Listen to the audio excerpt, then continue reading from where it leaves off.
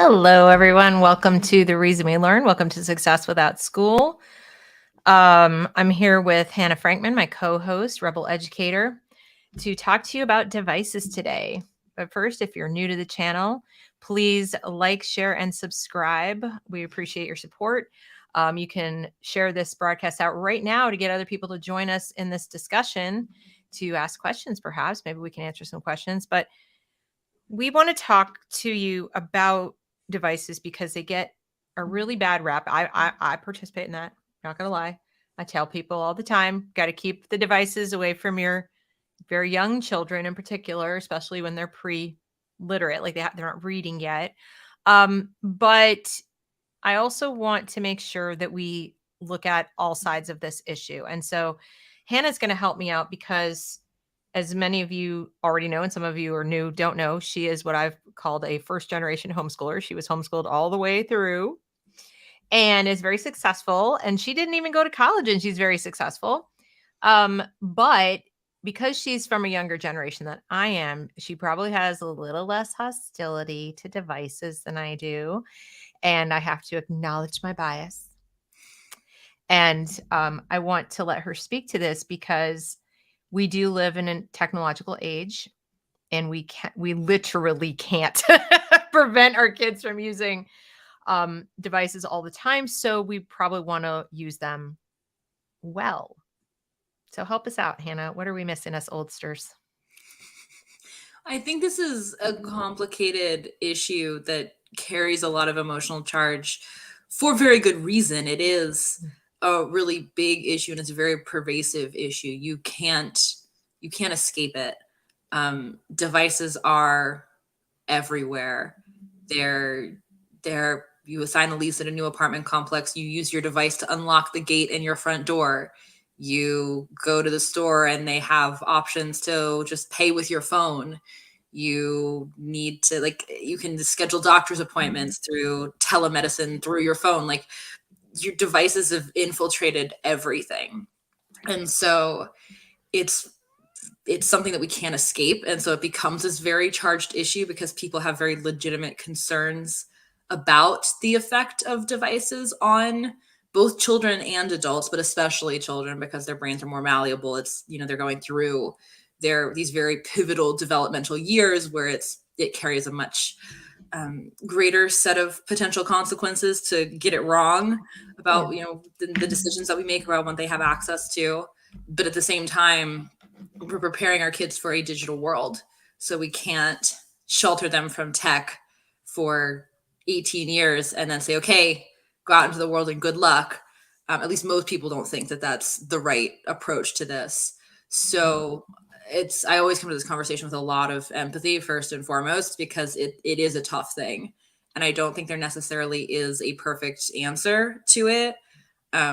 I do have a lot of opinions about it, and a lot of other people do too. And there is a lot of, research that you can draw from and anecdotal evidence that you can draw from to make an informed decision around how you're using tech to educate your kid and what you're giving your kids access to. But at the same time, there are so many educational resources that are easily available to kids because of tech that weren't available even 15 years ago. And I really feel like I come from the interesting perspective that, like, I grew up kind of with the internet a little bit behind. Like, the internet was common when I was born, but it wasn't necessarily common for everybody to have a computer in the home yet. Like, that was kind of, I came along right in that era where the world was sort of making that shift. And, like, I grew up with YouTube and Facebook and all of these other platforms. They were evolving as I was evolving and developing. And so I feel like this era that I grew up in marks a very distinct shift in the future of education, where everything changed the minute the internet went online, because it fundamentally changed the nature of how information gets transmitted and what information access means. And that changes everything about education, because that is fundamentally what education has been built around for centuries, is access to information. And when the access just fundamentally changes its entire nature, the education system has to change its nature too. So it's a very interesting time, and there's a lot of very exciting things that follow from that. All these online schools that give people in the desert somewhere in the middle of nowhere access to super cool learning programs developed by Elon Musk or something that nobody had access to before, unless you were in a big city. So it has these huge upsides too that also need to be talked about and addressed, because there's so much good that comes from this as well, that we want to make sure, like, simultaneously, we want to make sure that, as you know, for parents, we want to make sure that we are setting up our kids to be not harmed by the Right. technology, but at the same time set up to actually take advantage of all of these cool resources that are out there. So it's sort of this two-sided conversation, I think. I'm excited Right. to both sides of it here, because I think both are really important.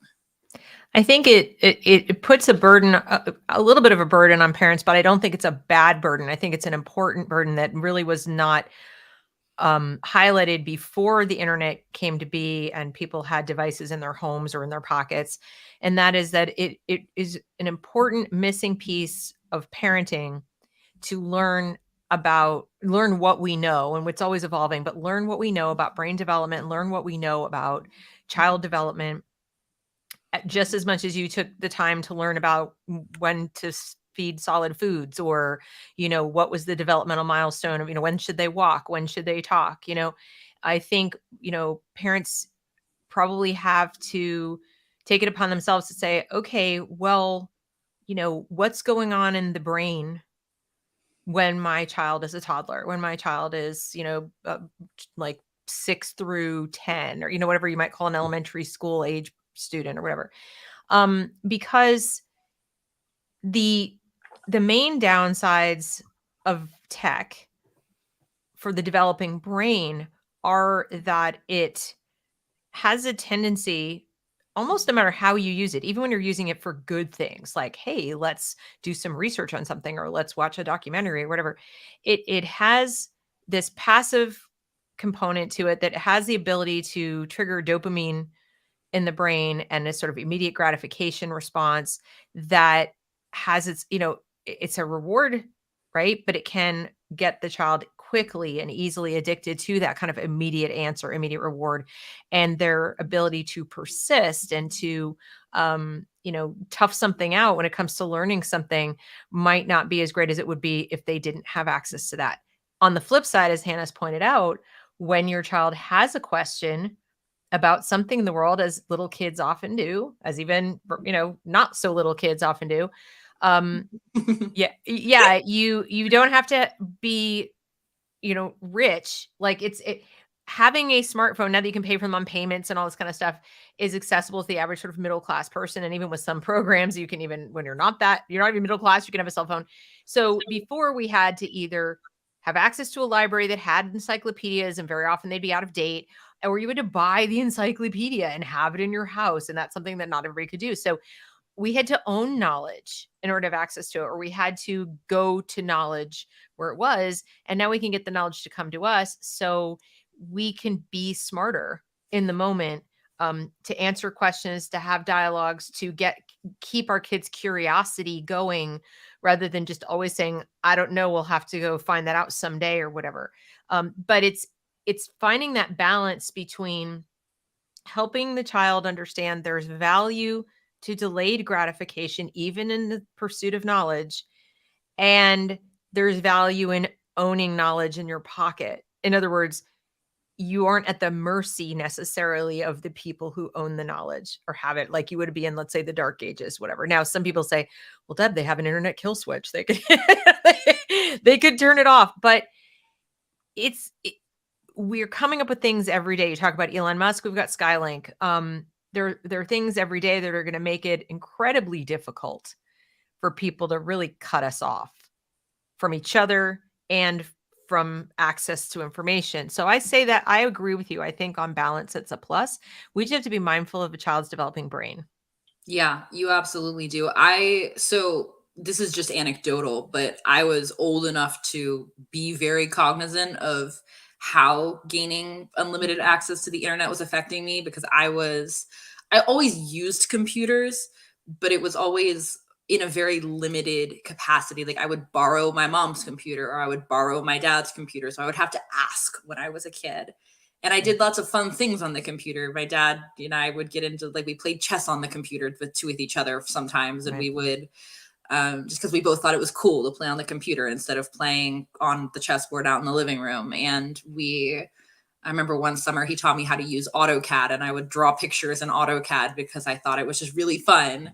And there were other online games that we would play. And I got an email address when I don't remember how old I was, but somewhere in elementary school where I was the right age to be emailing Santa Claus. I had an whole email exchange with Santa Claus one year. That was fun. Like the internet was used in fun, childlike ways, but in a controlled manner where I couldn't Right. just be on the computer 24/7. And the internet was different then too. It was not nearly as overwhelming and addictive as it is now. The algorithms weren't quite so vicious as they have become. But I remember when I was 12, my best friend lived in England at the time, and we were internet pen pals. We were email pen pals, and we wrote a chain novel together one summer. And Oh, it was always like fun. um I had internet time, computer time, where I was like every day after lunch, I'd be like, Mom, can I use the computer? And she'd let me on for an hour or two. And then she'd say, all right, Hannah, it's time to get off the computer. And I'd be very sad about it, but I would. And I'd be so excited to get on the next day and pick up where I'd left off. And so it was still limited access. And I was 14 when I got my first handheld device, which was an iPod Touch. So effectively a smartphone, just didn't have internet or cell connection. But wherever I had internet, it functioned the same as having a phone. And I didn't even get social media until I was 18. I had to talk my parents into letting me use social media. But I had free internet access and I had apps that I was using, and it changed the way my brain worked. It absolutely did. It absolutely changed my attention span. I used to, when I was a kid, I would sit and I could easily read for a full day, morning to night, and be perfectly happy. And that capacity, like that muscle just atrophied as I became more and more used to the bite sizes of the internet. And I had to relearn how to spend full days reading. I had to very intentionally say, no, this is something that we're going to do. And I'm Right. blocking the day for reading, and I'm going to push through it even when I get bored. And it kind of surprised me when I went through that process as a young adult, how much I had to relearn from the skill set that I'd had as a kid, because I was just so used to the shortened instant gratification addictiveness of the internet. It absolutely made me, like, not actually ADD, but like, closer to that side of the spectrum than I had been before. It shrunk my attention span quite a bit. Right. And again, I wasn't even scrolling on Instagram all the time. I was not doing the types of things that kids do when they're just sloppily granted internet access when they're young. Right. I think that's just something to be cognizant of. Is it absolutely does. The way that you interact with the internet is fundamentally different from how we interact with most other things. And kids generally have a longer attention span pre-internet. And with Yes. the internet, it definitely shortens their attention span. And this is a side tangent. Like, I'd like to come back to this point later. I don't want to get too lost in this now, but I think it's important. Boredom is really, really key for creativity and for kids' development and for their sense of being self-contained and self-directed. Right. And kids who have just unlimited access to the internet 24/7, they experience a very different kind of boredom. Their boredom still exists. There's this sort of apathy that comes from scrolling the internet for hours and being super kind of bored by all of it, but also overstimulated at the same time because you just have this constant influx of information. And it's weird when you're over it, but also you're like full at the same time. Right. But true boredom is super important for kids, and we're limiting their capacity to experience that Yeah, by giving them things that stimulate them constantly. So I that's agree. the side piece of this. But we just have to be cognizant of Right. asking the question, how is this technology actually changing the way that my kid interacts with the world and how their Mhm, brain works? mhm. And is that a cost worth the like what we're getting for that price? And Exactly.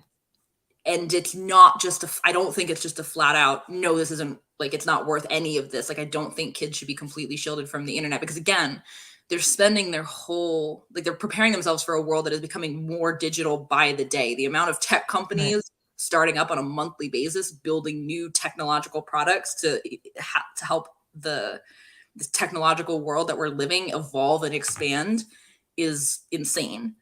Right. Um, the world's going to become more technical, not less. So kids need to be digital natives in Right. order to be functional.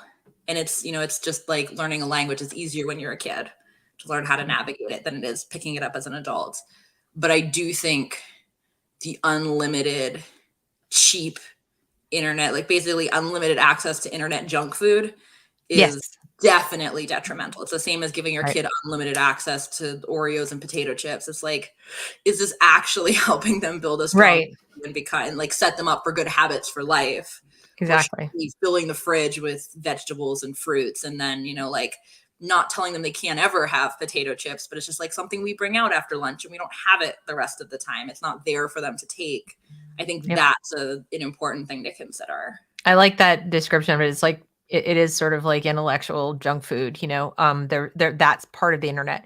So that the suggestion I make to parents is, especially if your kids are on the younger side, so they haven't yet, for my blanket recommendation to people is do not give your child a smartphone, period. Like that's if you don't start, you don't have to take it away. So there's that.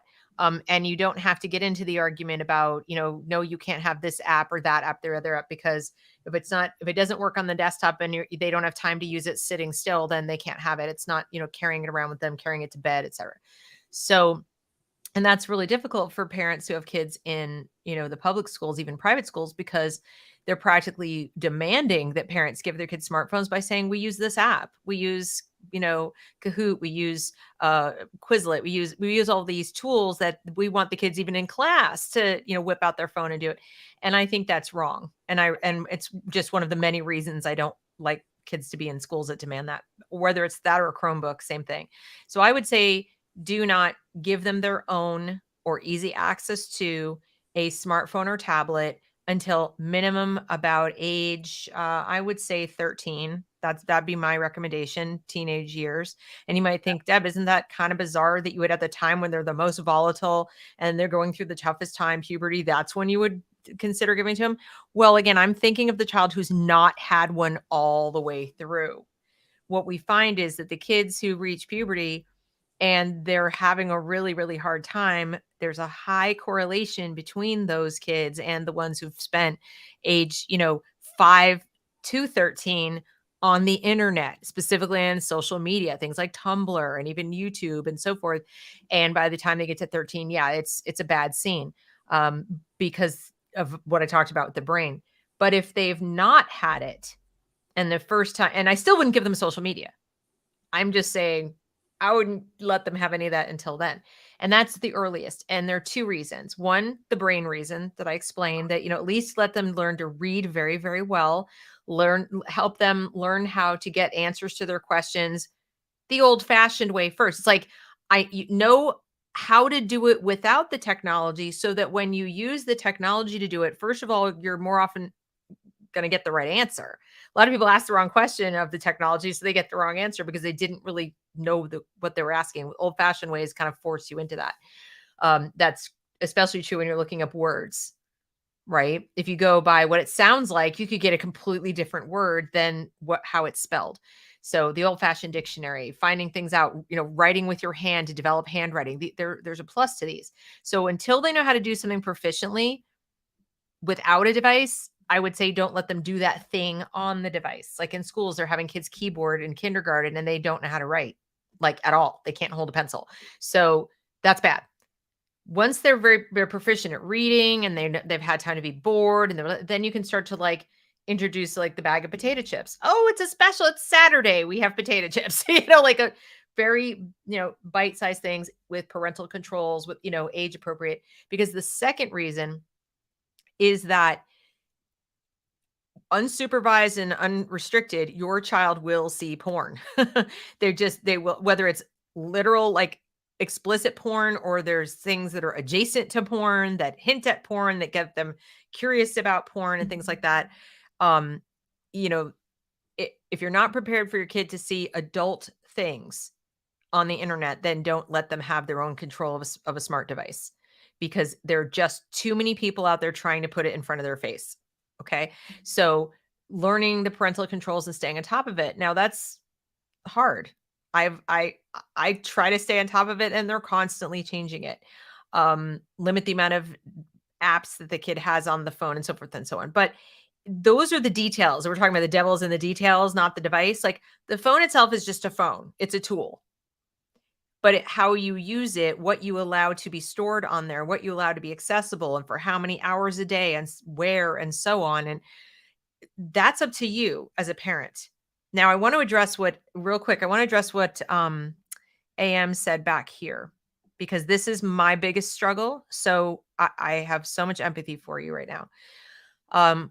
Did all the things. My kids, were readers and all, didn't give them smartphones until, well, unfortunately, my youngest got one younger than I wanted her to have because of divorce. But pretty proud of myself about the limiting things. I can't control what other people do. No one can. And this is a problem. This is a very, very big problem. We want our kids to be social in real life. We want the people, when I socialization. Have you seen kids in public school? This is socialization.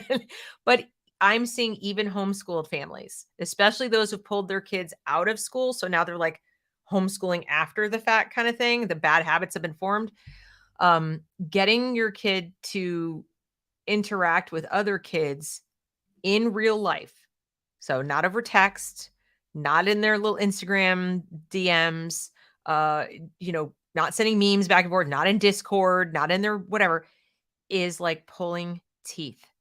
And what I have found, in particular with my youngest, who's 14, is that I've decided I'm going to learn how she does it.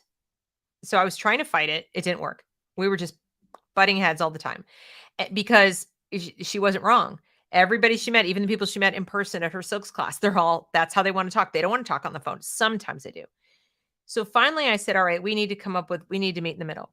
So she and I worked together to come up, first of all, with a safety protocol as far as who she's allowed to talk to online. And when they want to introduce her to new people, because they do this, they're like, oh, I have a friend I want you to meet. What the safety protocol is before she shares things like her last name, where she lives, even her picture, so forth. And then we talk about boundaries.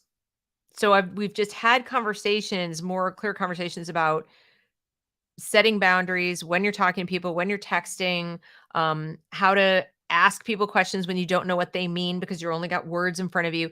So rather than fighting it and saying like, I don't like this, that you guys are only interacting over text, because no, they're not going to change. I wish, right? I wish I could find that group of friends. So I've tried to expose her to more people who are out in person, but this is what they do.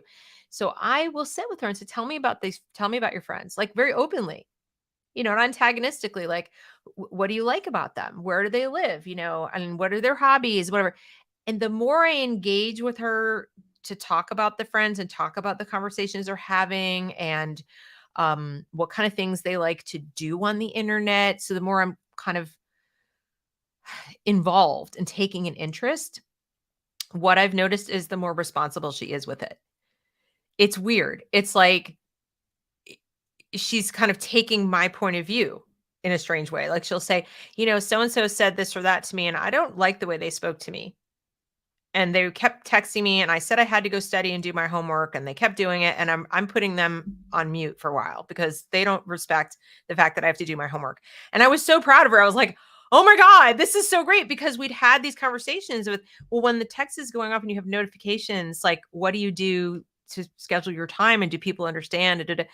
And she's like, oh, I didn't think of that. Yeah, that's a good idea. So like, we just talk about it, but fighting it just made it worse. It just made it worse. So I don't know if it helps, but it sucks, but you kind of have to find a way to work with it, is my best advice I can give you. Well, I think what you're saying is that you signaled some trust to her, and with that, she took that trust as a signifier that she needs to take some responsibility. Like trust inspires responsibility. And so I think if kids, I think most kids do want to feel a sense of responsibility and a sense of like having good habits around how they're using tech. And I think if you're allowing them to feel like you trust them to do that and you're a safe person to talk to about that, I think that's really helpful Yeah. to kids. I also think like it really is a negotiation. Like they're learning how to negotiate this technological world. You're learning how to negotiate this technological world, but you're also negotiating with each other. Like Yeah. you can't absolutely fight it. It's you against all of their peers, all of the people they want to be like, all of these glitzy apps that are drawing them in that they want to use. And that's a very tough battle to fight. But especially for kids who are a little bit older, who I also think are the ones this is more of an issue for, because the older kids are the ones who really want to chat more. Like younger kids are more excited about getting together and playing. And tech is an issue there too. If their kids want to get, or their friends want to get together and play video games, that's hard if your kids like not, you're not encouraging that at home, so they're not as good at it and it's just kind of awkward. But for older kids that are more chatty, they're more excited to sit around and have conversations with their friends. Like you do need to negotiate with them about why I think you have to be real with them about why you're concerned about it.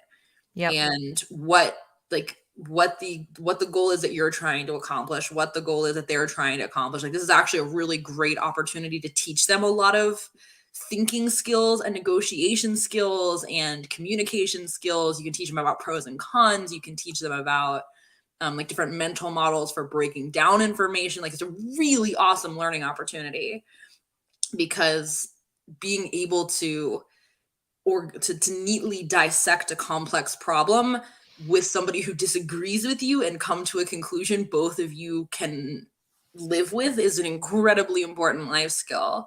So if you come at it that way and you're like, all right, this is an amazing opportunity to teach my kids so much.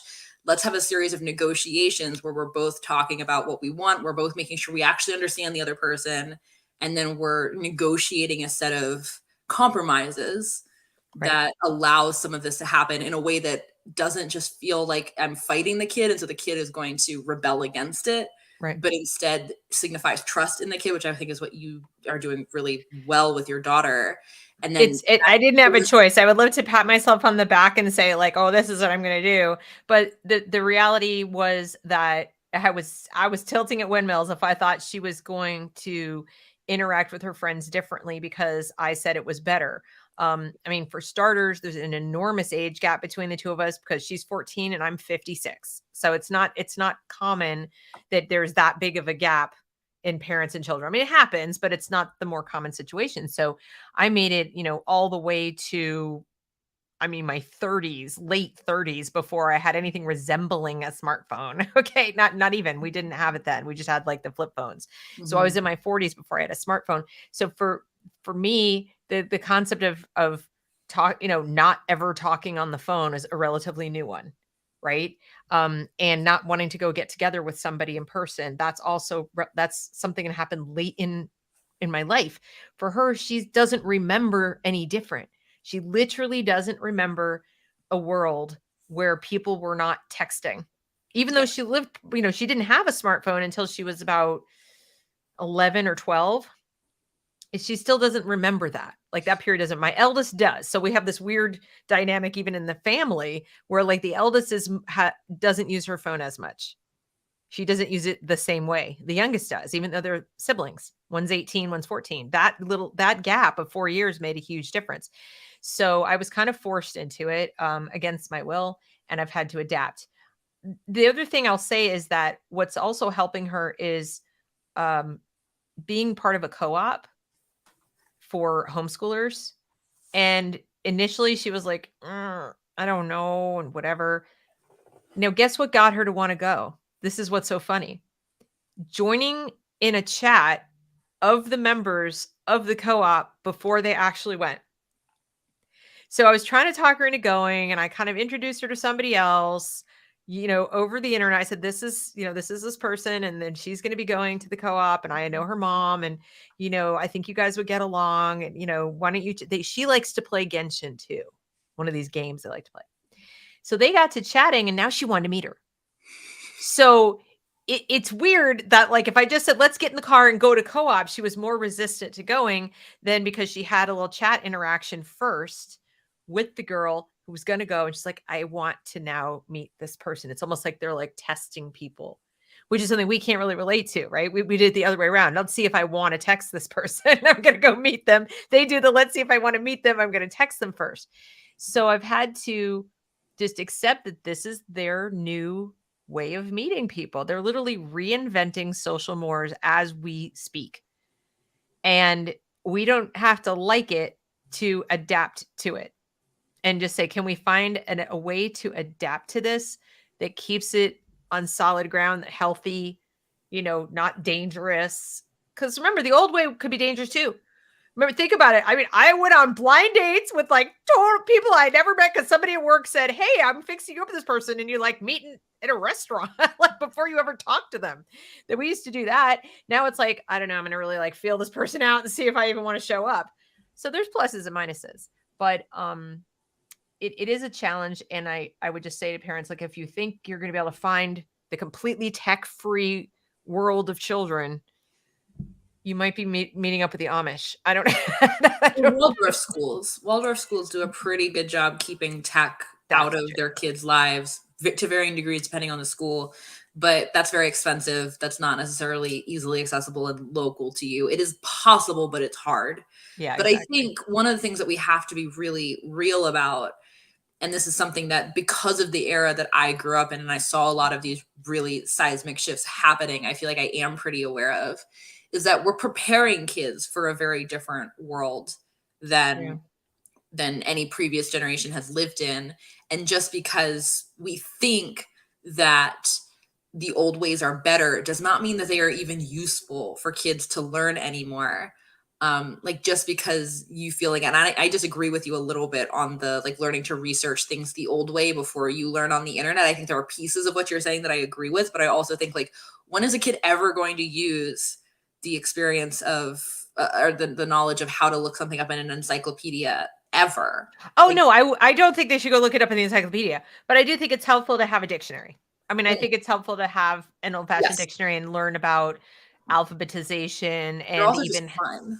Yeah, how to choose cool. Like which usage. Yeah. Because one of the problems with using AI is they'll give you the word in the definition. They'll say, did you mean this? And the kid will be like, I don't know. What I like in the dictionary is it gives you, even the online dictionary, like they give you sample sentences and then you can pick like, that's the one I wanted. So, and you see the spelling. So I'm just saying, rather than just asking, I'm not going to say her name because she'll start speaking to me. Yes. Phone, he who shall not be named without asking she her. Who shall not be named, right? Rather than asking the NSA how to spell Voldemort. Yeah, and then you ask them something, you ask a question about something, and next thing you know, you're getting ads like every time you're on the internet for that thing. It's like, no, seriously, I just want to know how to spell it. I don't want to buy it. Yeah, never mind bulk. Yeah, I think knowing how to. I agree that just asking things via AI is definitely detrimental for kids. Right. Like they do need to learn how to ask specific questions and go find the answer themselves, even if through a series of Google searches, but it's not just asking the question. And I'm a little biased against this because I don't even have she who shall not be named turned on my devices. Like I don't, because she'll probably pick up the audio for me too. Like I don't want to, like I just don't like the user experience. I don't do it. I want to Google it. I want to scan through the answers. I want to find the one I want. I don't want the one that's auto populated at the top of the list that is being read out to me in a very Right. annoying, slow manner compared to how I would read it. It just doesn't, I just don't like it. And But I worry that if that I'm not aside, polite enough when in my response, that someday when they take over the world, they'll find me. No, I'm kidding. all of that aside, She I yelled think at us. that teaching kids how to look up information through, like, how to formulate good questions and go research, like read through different sources, research the answer, that is extremely important as a skill to Yeah. teach kids. But Yeah. like, again, we have to think about, like, people just don't talk on the phone that much, or it's like a scheduled thing. I never just call my friends out of the blue. I'm like, I'll You text them feel like, almost hey, are you rude, don't you? yeah, like the world is Such a different now. precious. Yeah. So even if you feel like the new ways are strange and detrimental, you still have to think about this from a very like, you really have to break it down and say, what is the world that we're preparing our kids for? What are the skills they're going to Right. need? And then Right. how do we help them develop those skills? Like, what are the social skills that they're going to need? They're going to have to learn how to navigate texting people and how to read. Exactly. There's a lot of um like nuance in the references and the language in texting. I have a hard time texting people 5 years younger than I am because the language that they use is totally different. They'll be like, on God, FR, and I'm like, I have to text one of my friends. I'm like, what does that mean? Like, I didn't, like, somebody will use that and I'll be like, okay, that's new. I had Yep. to go through this a few months ago. I was like, I don't know what any of this means. And I'm young and I'm not getting this stuff. So Yeah. like, I there's think I just so many. meant I think I just meant, like somebody said in the comments here, learning how to do it analog and then digital becomes a tool, not a crutch. Yeah.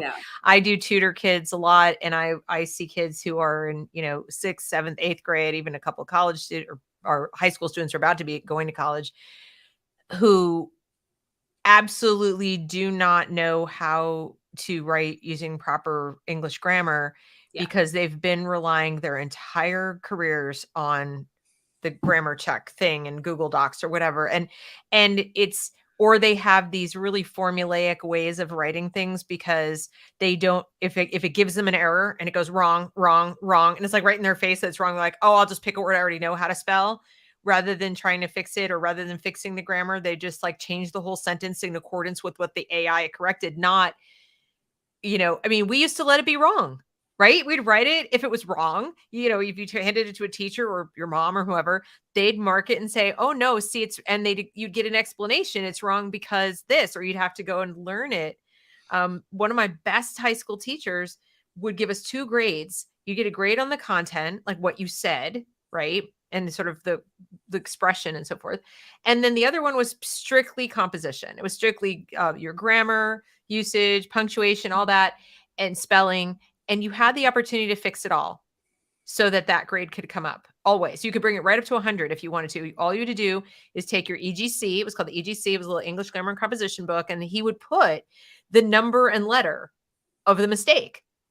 Like, he had it so well memorized. It was like 13-G, whatever. So you could then go look it up, apply the rule, correct your sentence, and that grade would be an A.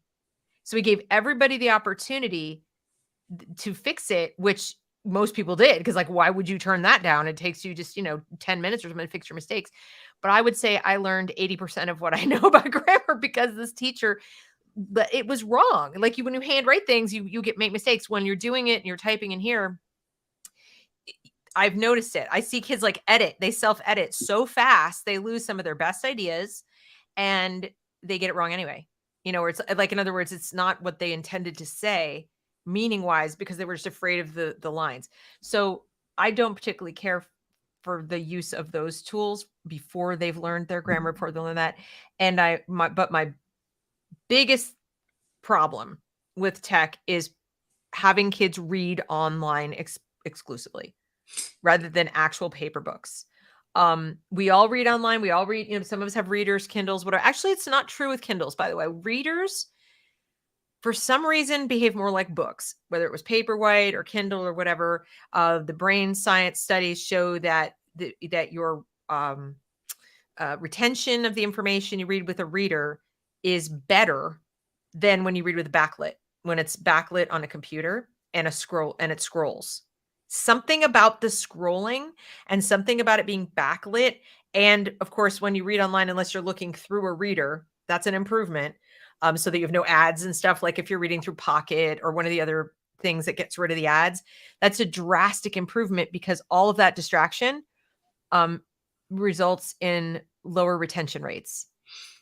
They read faster, but they don't retain it. So I do also prefer, especially for the younger kids, that they do most of their reading with actual books. I would be so curious. I've never read the science on this and I want to because I have a couple theories on why this is true and I'm so curious what the actual reason is. I think there's something about being in a browser that it just gives you the feeling that you can click away and go do something else at any point in time. So your focus is inherently fragmented, even if you're staying on one page. And I also think that there's something super grounding about having pages. I think it's part of how the brain anchors information contextually, and I could be totally wrong about this, but I will, when I read a quote that I like, I will know like where on the page it is. When I'm going back and I'm skimming for it, I'll remember which side it's on and I'll remember like how far up the page it is. So I will like flip through looking for this piece of information. The placement is anchored and you lose all, like you can still have some of that when you're reading on a Kindle because you'll see like it's still pages. So you still know where the information is showing up and you lose that spatial awareness when you're scrolling. And I wonder if that has something. It's possible. It's very, very possible. You know, there are so many reasons I think to lean towards actual physical books, especially for the younger kids. And so that's one area where I think, there's great ways to use tech. That isn't necessarily one of them. And teachers who assign readings that you get through the browser, unless they click this link and read it, click this link and read it, and go here and read it. I don't think that's good. And that's happening more and more and more where the kid doesn't handle a book all year. It's so funny. We fight over library books and banning books and all this kind of stuff. And I'm right there with the parents on what shouldn't be in the library. But then another part of me is going, who are you guys kidding? They're not reading those books. Well, I think it's a double-edged sword, right? It's a weird thing where you can't throw the baby out with the bathwater with this. And I don't think that, I'm not implying that you are. I just think this is important to state too. Yeah, exactly. The fact that teachers can link to this incredibly specific and like they can go find source texts or related articles or whatever it is for kids so easily because we have access to everything. We're not limited to what's in the school library and what we have enough copies of. And that is amazing. That is a huge advancement in our capacity to teach kids what we want to teach them, but maybe print it out for the kids instead of having them read it online, because then they can take analog notes. You can teach them how to take notes, how to highlight things, how to underline things. And then that skill can be transferred into a digital database as they get a little bit older, because having a digital note space, I'm a huge proponent of that. I think is way more useful. But you have to learn. I think that is one that you have to learn. Analog, like even as an adult, I will refine my note-taking system on like physical books and physical pieces of paper, not on the computer, because I just find it's more anchoring to be using my hands to do it. And then I'll transfer it over digitally usually, because it depends on the thing. But like I find digital notes they're just more useful when you're writing and stuff. It's easier to search. But little kids don't need that at all. And I think a lot of this too, like we're talking in very sweeping strokes here. I think this is very different for elementary school age kids to middle. Very different. Very different. High school. It's like the kids need different things if you think about childhood as this continuum where you're preparing them slowly to enter adulthood, you want to have them pretty close to what they're going to be doing in adulthood by the time they hit high school. So they have this practice time before they go out into the real world. So the relationship with tech changes a lot when they get older, but it's definitely something to be very careful about when they're little. Exactly. Little kids are meant to move too. They shouldn't be. Well, that's another issue. And people have been saying in the chat all the way through, like, they need to go outside. They got to go outside. I couldn't agree Sunshine, more. man, it's I absolutely important. couldn't agree more. And I think so. That's why I say, one of the benefits of not having your kids in a formal school setting, unless it is like a Waldorf school or, a micro school that's got like a Charlotte Mason focus, Waldorf focus, Montessori focus, something like that, where in other words, it's not. I mean, even some of the classical schools, they still run around outside more and, are doing more what you might call recess and play than they would be doing in the public school. And, but if you're whatever you choose, when you're the one who chooses it from, let's say, preschool through, let's say, 11ish, 12, you have so much more leeway to cherry pick how, when, why you use technology. And you, the parent, can do all this research. You can study the brain and then think about your own child in that context, because every kid's different too. Right. So you have some kids, like my kid doesn't even care. They want to touch the computer. They want to be outside all day. Others, like, no, my kid's not all that social and doesn't like to go outside and play and hates sports. And they're inclined to be like tech. So I have to be extra. You might have those two kids in the same family. So, but you have more time as a parent even.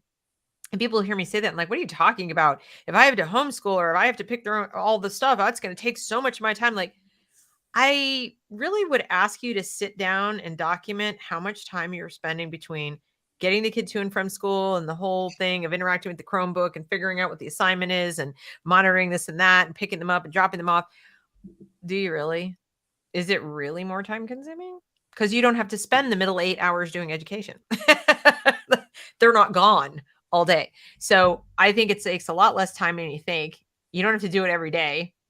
You can spend some time in the summer figuring it out, but you have that leeway. And then once they're a little older, that's when the negotiation starts that Hannah's talking about. That's when you can be a little bit more lenient, as long as you're locking down the tech away from the bad actors. And it can be done. Oh, go ahead. I was going to say it can be done. It's not perfectly, but it can be done better than you think. Yeah, and the negotiation, I think, goes both directions too, because if you really let your kids articulate to you why they want to use tech in the specific ways that they do and why it's meaningful to them and what they're trying to accomplish, some of that may also, like, you may bring that back to your assumptions about tech and say, okay, well, if this is where my kid's trying to go, which I wasn't thinking about before, then maybe some of this is useful. And I think there's this extremely positive flip side to tech that I also want to talk about here, because there are so many ways that tech can be incorporated into a kid's education and can be incredibly beneficial to them and can unlock all kinds of things that just weren't possible before technology existed. And I think there's a really broad gamut of things that fall under this umbrella. I think there's a really great essay series by Venkatesh Rao called Breaking Smart that's about the implications of the technological revolution and how it is. The basic premise is that there have only been two other things that have been as significant as technology in terms of just changing everything about the human experience, and those things were written language and money. Like, those are the only other two things that have had as sweeping an impact as tech has had, and we're just in the dawn of the technological era. But one of the symptoms of tech that's just so different from anything before is that you can have a 14-year-old in a basement somewhere who's writing code that the whole world can use because it has just open access. And kids just didn't have that kind of power before. The world was much more calcified in a lot of ways. It's opened up a lot because of tech. And like, there are kids on Twitter that I interact with that are 13, 16, 17, and they're on Twitter building audiences around the ideas that they're interested in, and they're meeting everybody in this, all the other people, thinkers in the spaces that they want to delve into. One of them's a writer, one of them's a marketer, one of them's talking about education. And it's so cool to watch the things that are opened up for them because they have this access that kids just didn't have before. And when you think about, again, the world that we're preparing kids for, it is a technologically driven world. It is like, gig economy is becoming more and more of a thing. Careers are becoming more meandering. The amount of time people are spending in individual jobs is shrinking. And so if you're preparing kids for that type of world, working on projects that are going to help them build skills that are directly translating to the types of things they're going to be doing post high school is incredibly helpful. Right. So letting them go from, it would be cool to design t-shirts to actually having a Shopify store it's doable for kids. And Yeah. letting them have that experience as part of their education is really valuable. It changes the scope of the entrepreneurship and the projects and the hands-on learning that they can experience. And it also allows them access to kids who have shared interests in a way that's not geographically restricted, which is Mhm. especially helpful for kids in rural areas. And I think this is the flip side to the concern around kids just want to text and they don't want to hang out in person. So if my kid doesn't have access to texting, then they don't get Right. to hang out in person. But the upside of that is that kids all over the country and all over the world are online. And if you have controlled ways of making sure that they're meeting new people in a safe way, and there's lots of different ways to do that. That's what we worked out. We worked out, and my daughter has a friend in Canada. One of her closest friends is in Canada, and the another one is in Brazil. And then there's another one who's actually an American but lives in the Bahamas. But That's that amazing. person, yeah, that person she knows through school because the school she goes to, remember she's homeschooled, but the program that she uses as far as like getting access to teachers, because I'm one of those hybrid homeschoolers where my kid is homeschooled under my homeschool banner, but I've chosen a program where I sort of, handpick the courses that she takes and they have teachers so that I'm not her actual teacher. And that was another negotiation we worked out with her dad and I, and she did too. And so that, because some kids, some teenagers, especially those who are being pulled out of public school, they're not used to having mom as their teacher. And for some math, they're going to need a teacher. It ain't going to be me. You can do that. So it's online. It's delivered online. Each class is like meets a couple times a week, and the rest of the time she works independently. But when she's meeting for those couple of hours a week with the course, these kids are all over the world. I mean, it's mostly the United States, but I would say in each class, she's got a couple of people who are not like right here in the 50 states. And that's opened the door for her to have friends, if you will, who live in completely different places. And I think that's kind of cool It's very personally. cool. She'll sit there and have conversations with the people in Brazil, and they speak English. It's not like but they're Brazilian. And so I don't know. I think that's pretty neat. Like you really, people talk about diversity and inclusion and whatever. Ironically, I think homeschool kids have a greater opportunity to to meet people from different countries and different cultures because of the internet and different programs online and things that they can do than they would in their school. I agree completely. There's a really cool program called Kubrio that does That's like world they call school. themselves Yeah. a world school. So they have, I think the way their classes are structured is they have it's just divided out to 3 time quadrants. So it's like Asian time, European time, American time, Mhm. roughly. Right. And kids can take classes in their time zone, or they can switch to other time zones, and they often do because they want to interact with kids in Mhm. other parts of the world. But then anybody in these time zones can take classes on whatever they're interested in. They can take art classes and drama classes and poetry writing classes and cooking Right. classes and crafting classes and math classes and like all these Yeah. different things. And so they're meeting kids who share these very niche interests but Mhm. are geographically scattered. So there may not even be enough kids in their town to have a Exactly. really vibrant drama class that's focused specifically on Shakespeare. Yeah, And yet they exactly. can meet kids all over the world who share those interests and build really meaningful friendships with people they actually have a lot in common with, instead of this frankly very archaic model of friendship where it's like we all grew up on the same block, so we're all friends, but we have nothing in common, but we hang out with each other because there's no one else to hang out with.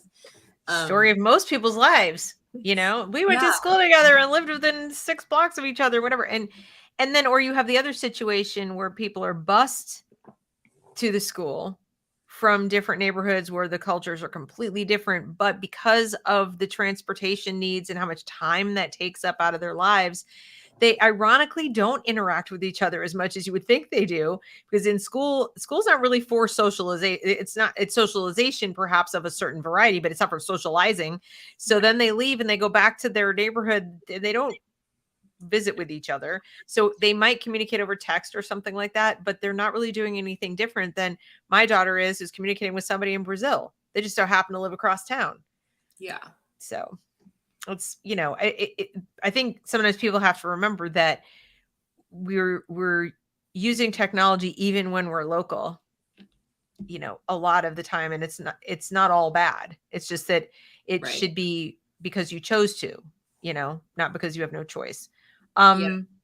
As far as the concerns that people might have about young adults. So in your line of work where you meet a lot of young adults and you're advising them, coaching them, things like that, Mhm. have you noticed any negative side effects of reliance on tech? For example, with regard to initiative, or any of that? I mean, I know you have kind of a select group of people who are more likely to be showing initiative than the general population, but even there, do you find that their tech literacy and tech usage as teens has had any impact, positive, negative, or anything in between?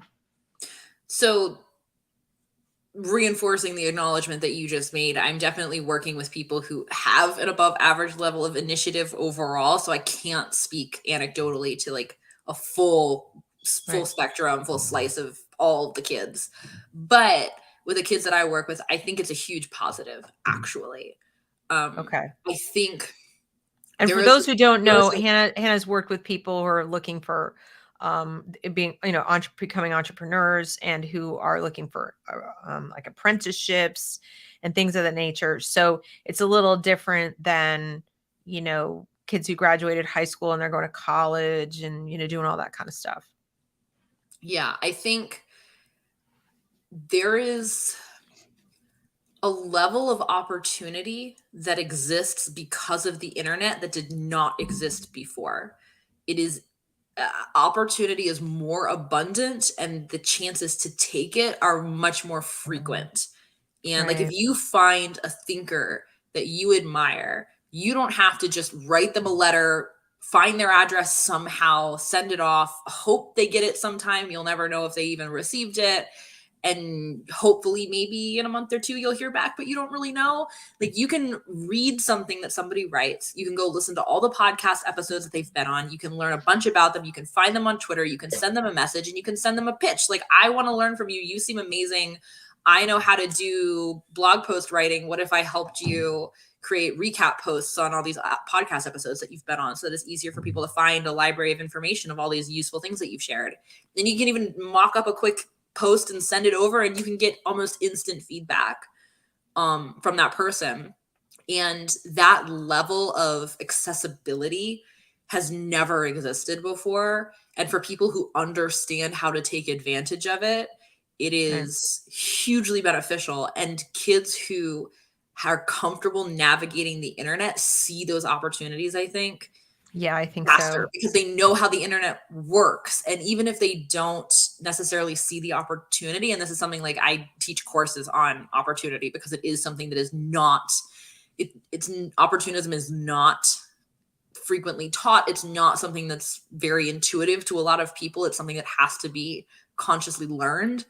But Mhm. when you start to see opportunities, it's very easy for kids who grew up with the internet to connect how to take advantage of it because they're just familiar with all this stuff. They know it all exists. They know how to use the different social media platforms. They know how people interact online. They know what the different online stores are that they could sell things through. They know the different platforms they could write for. All of these things are just part of the geography that they're living in the same way that somebody who grew up in the 80s can look at a paper map and say, oh, I know exactly what to do. This is, I know how to use this to get where I want to go. Kids Mhm. can look at the internet and say, oh, I know how to use all these things that are in front of me. I know how to use it to get where I want to go. And so I think for kids that have the intrinsic motivation, I think it's a huge plus that they understand very deeply how to interact with this world, that this digital world that they're entering. But not every kid has that intrinsic motivation, and like that is Mm, a prerequisite for it being a good thing. But when yeah, I that's think that's there, I it. think it's a huge net positive. That's the key is you have to know your kids and whether it's going to be a positive or negative. And I think that's why keeping it away from them for as long as you possibly can when they're young is really important because and spending time with them because then you get to see like what is my child's temperament. Temperament is kind of inborn. That's not something that you're just going to like cultivate an extroverted personality or being really intrinsically motivated. You can improve your intrinsic motivation, but you can't be that kind of go-getter entrepreneurial spirit if it's not kind of already in you. And it doesn't mean that if it's not in you that's bad. That the children who are like more contemplative or they want to do something that's not entrepreneurial are necessary in life too. So they have goals as well. But when you know that about your child, then you know that they're more at risk for the particular downsides of tech and devices, and you can tailor their use accordingly. Um, like I said, 3 different kids, 3 different tech habits. And I mean, my 14-year-old is so driven to get her work done as far as her homework and so forth. I never despite the fact that that phone is practically surgically attached to her hand. We've had arguments about like put the phone down. Straight A student, gets all her work done, like is super diligent, like it's a little twitchy if her homework's not done on time. Um, when she wants to do something, she makes up her mind to do it. So I feel like, okay, temperamentally, this isn't holding her back. I think socially, it's a mixed bag because while she's made these great friends and all this kind of stuff, it does make kids snarkier when they interact exclusively online. They don't get that feedback of like a facial expression or body language or whatever. So there's a lot of quick, snippy little remarks. And unfortunately, it carries back over into regular life. And we're having a conversation, and I feel like I'm talking text. Like somebody is speaking snark at me, and I have to say, I'm a human. Like you're not speaking to a device. And she'll catch herself. I'm sorry. You're right. I forgot, so that certain bad habits come in. But I'm not worried about her not succeeding out there in life because her temperament is what it is. I would be more concerned if my eldest, for example, not to throw her under the bus. I mean, she's doing great, but had she grown up more with the smartphone, I'd be much more worried. So, because she's a more introverted, shy, less sort of go-gettery kind of a person. She's more like, I want to sit and read books all day kind of thing. So you just have to know your kid and know how to use it. That's what I think. Yeah, it's definitely not a one size fits all, and nothing that, just as a disclaimer, nothing that I've said today is intended to be such. This is all just things to think about in Yeah, context of your individual kid and what is best for them, which is the ultimate thing. And that is for right. you as a parent to figure out. Nobody can tell you what the right thing is. Exactly. I think the bottom line for us on this show today is just that, as with anything, there's good, there's bad, and there's something in between. And so I wanted this show to allay some fears that parents might have that the world's going to hell in a handbasket because of tech. Tech might very well be the thing that saves us. Our ability to communicate with each other. Like I wouldn't be reaching you guys right now without tech. You wouldn't have this show. You wouldn't have any of the other content that I or any other content creators have done that help you better understand what's going on in education. So there's a lot of pluses to it. And I would just encourage parents to, in some cases you can't really fight it and you maybe shouldn't. So look for new ways yourself to understand it and understand where your kids are coming from using it. What would your final say be? No, I think that that's spot on. I think that there's a huge upside to the technological revolution, and I think that it will have an incredibly positive impact on education. And I think we're only just beginning to see some hinting at what that is going to look like. I think education is way far behind pretty much every other industry in regards to implementing the possibility of technology. And I think the next couple of decades are going to be extremely exciting for Yeah. seeing what the possibility of this unlimited information access from an educational standpoint unlocks. And I Mhm. think that most of what we're covering here is related specifically to right now, today, your kid lives in a world where there are smartphones and they are super distracting. And how can I help my kid take advantage of all these resources while at the same time make sure that the innate things that they are already developing naturally are not being damaged by this. And none of it is, you Right. gotta know your kid, and you gotta take and leave what it's a Right. negotiation. You gotta take and leave what seems like it makes sense for your kid. But overall, I'm super, super, super pro technology, and I'm very excited to see Yeah. what this unlocks and what innovation occurs over the next couple of decades. I think if nothing else, parents, you could consider gamifying this if you're really struggling in your own home and, negotiate with your kid, your preteen or teenager, whatever, to come up with a game where you teach each other, where maybe it's like we have one day that's tech free. We use paper maps, paper books, paper everything. We do it. We go old school. We go 20th century, and we do it this way. Just make it fun. Make it fun and just see like, and as you go, ask your child to like document like what they didn't like and why it was hard and what they think is better about tech, and then make them sell you. And then the next day or whatever, you do it their way. And if they can articulate for you, if they can make a sound argument about why they think this or that is better or something, that listen to what they have to say. You might be surprised about some of their arguments, or they might be surprised that their arguments don't hold water. So this way the generations learn from each other, and you can identify maybe some things you didn't know that were actually pretty good about how your child is using tech and approaching it. But you can make it fun, and you might um, get some kind of detente about it. So that's just that's my 2 cents about it. I hope this has been helpful, useful, etc. As usual, we do have other shows. Again, if you're new to this show, it's a weekly one. So you can go back in our playlist and see what other tips we've offered for success without schools. And I hope we'll see you again next week. And thanks for watching. Take it easy.